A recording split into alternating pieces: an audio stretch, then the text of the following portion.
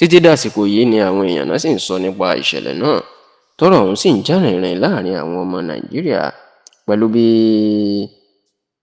gbajúgbajà iléeṣẹ́ ìròyìn orílẹ̀-èdè Amẹ́ríkà ní ìyẹn New York Times bó ṣe tú àṣírí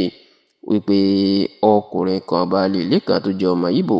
tó ń ta screwdriver ní ìlú Onitsha ní ìpínlẹ̀ Anambra, òun mà ní ó lọ kó sí àwọn Amẹ́ríkà lórí tí wọ́n fi ń pe orílẹ̀-èdè Nàìjíríà lórílẹ̀-èdè tó léwu láti gbé fáwọn Kìrìsìtẹ́nì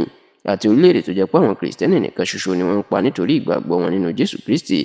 tí iléeṣẹ́ ìròyìn New York Times tó sì jẹ́ kó di mọ̀ pé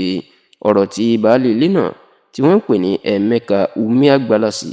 tí ó sọ ló jẹ́ kí ààrẹ Donald Trump kí ó kó àwọn sójà kó kó wọn wọ orílẹ̀-èdè Nàìjíríà. Ẹ rántí pé inú oṣù kẹwàá ọdún tó kọjá ní ààrẹ orílẹ̀-èdè Amẹ́ríkà, ààrẹ Donald Trump ló kéde orílẹ̀-èdè Nàìjíríà gẹ́gẹ́ bí orílẹ̀-èdè tó léwu fún àwọn Kìrìsìtẹ́nì láti gbé, èyí tó ń pè ní country of particular concern. Níṣẹ́ ni Donald Trump jẹ́ kó di mọ̀ pé àwọn Kìrìsìtẹ́nì nìkan ṣoṣo làwọn afẹ̀míṣòfò alákatakítí ẹ̀sìn Islam ni wọ́n ń pa, àti pé wọ́n fẹ́ pa gbogbo Kìrìsìtẹ́nì tó wà lórílẹ̀‐èdè Nàìjíríà tán ni, tí Donald Trump tó sì kéde wípé òun yóò kó àwọn sójà òun wọ orílẹ̀‐èdè Nàìjíríà bíjọba ààrẹ Bọ́lá Ahmed Tinubu bá rí nǹkan kan ṣe sí bó ṣe ń pa àwọn Kìrìsìtẹ́nì nìkan ṣoṣo.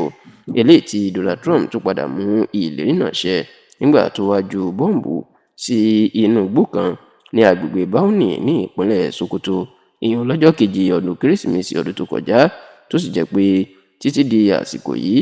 ní ọ̀rọ̀ náà ló sì ń jà rìnrìn pẹ̀lú bí ìjọba Nàìjíríà bó ṣe ń jẹ́ kó yé Donald Trump wípé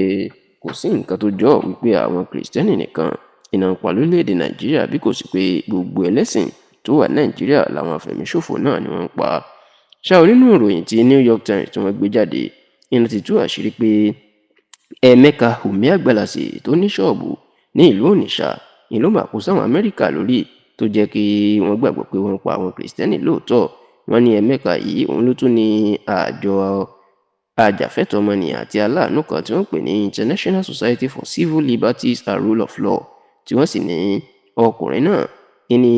ó lọ kọ ọ̀rọ̀ ránṣẹ́ sí Amẹ́ríkà wípé láti ọdún 2009 ẹgbẹ̀rún márùndínláàádóje 125,000 àwọn Kìrìsìtẹ́nì làwọn afẹ̀míṣòfò iná ti pa lọ́dún 2009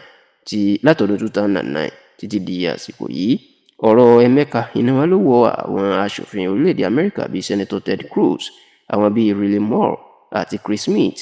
Àwọn ọ̀rọ̀ yìí ni wọ́n ló wọ wọn létí tí wọ́n fi ń pariwo pé wọ́n ń pa àwọn Kìrìsìtẹ́nì lórílẹ̀-èdè Nàìjíríà, tó sì jẹ́ pé ọ̀rọ̀ yìí òun náà ló padà dé tí ìgbọ́ Donald Trump tóun náà fi gbé ìgbésẹ̀ tí ó gbé, tí ọ̀rọ̀ ọ̀hún tó sì jẹ́ kàyéfì nítorí pé ará àwọn kan nínú àwọn mùsùlùmí tó ń sọ̀rọ̀ sí Donald Trump pé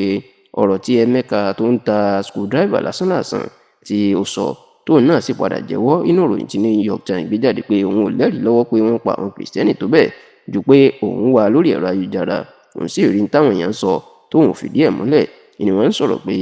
èyí tí Amẹ́ríkà ń ṣe náà ìpè kò bójúmu nítorí pé ó yẹ ká ṣèwádìí ká tó wá gbé ìgbésẹ̀ kankan lórílẹ̀‐èdè Nàìjíríà.